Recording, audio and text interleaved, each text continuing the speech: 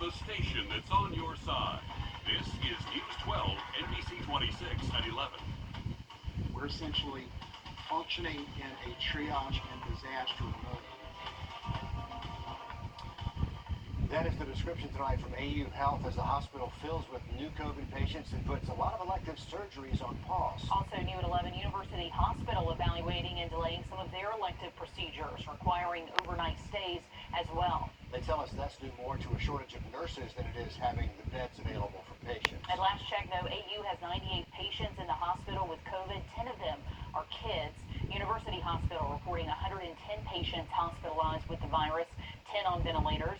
University says, unfortunately, one of the patients on a ventilator did get the vaccine, the very first vaccinated patient they've had to ventilate.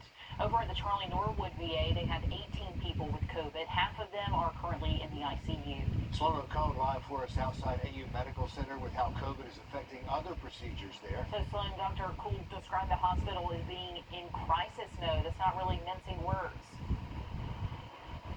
Exactly. He says that this surge is different because as we return to normal, the demand for basic care and trauma care are back on top of rising COVID cases.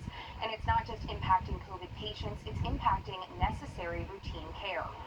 The level that we're at, we're essentially functioning in a triage and disaster mode, and that it is starting to impair the care of routine healthcare. This surge is not just impacting patients with COVID. And my biggest concern is that we still haven't caught up from the last couple of waves. So we still have people that have deferred routine cancer screenings, have put off surgeries, have put off their mammograms, have put off their routine health care. AU will prioritize any surgery where a delay would be harmful to the patient and those that do not require inpatient beds. But the rest, you'll likely have to wait.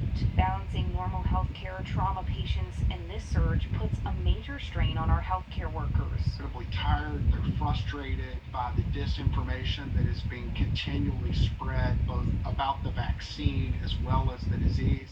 And to be honest, that's a bit demoralizing because we see what is happening. An emergency department overflowing with more patients than open beds. Now, to create more room, they're exploring their disaster plan, where an area in their family medicine clinic will be additional emergency department space. Because we do not have any more physical space to put patients. And Dr. Cool says that he hopes that it does not come to that point, but it's a possibility that they want to be prepared for. Sounds like they are exploring all of the options, and honestly, they don't sound as optimistic as they have in the past. Sloan, thank you. Much more news ahead after a weather check, and take a look at this picture we got.